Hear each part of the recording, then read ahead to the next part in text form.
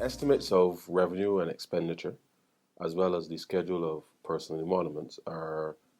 appendices to the Appropriation Act. So basically, what it is government's executing budget for the coming financial year.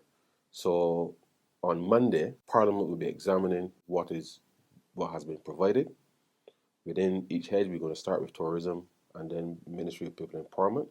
But it's really a way of allowing for greater openness and transparency in relation to what government is spending on. And therefore, the exercise over the next 3 weeks is really to allow members of parliament not just to ask ministers questions, but for public servants who are responsible for executing specific sub-programs to the benefit of the public to be able to highlight any issues or challenges, obviously, that they may be facing in terms of being able to execute said programs. So whilst it is really a budgetary process, and so Monday, that's first and foremost, Monday is not going to be the budget in the way that people know it. That will come after, where the Minister of Finance, the Prime Minister, will deliver a budgetary statement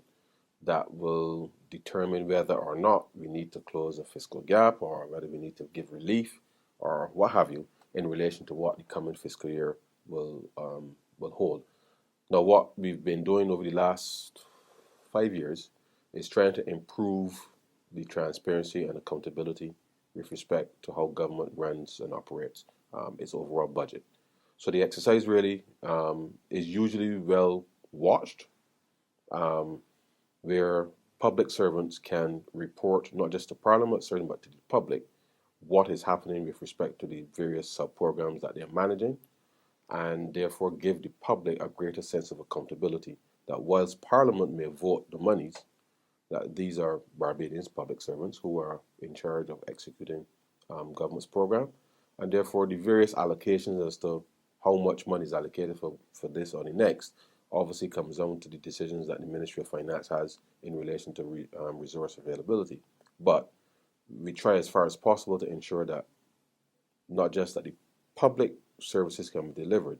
but we also can meet the targets under the Barbados Economic Recovery and Transformation Program.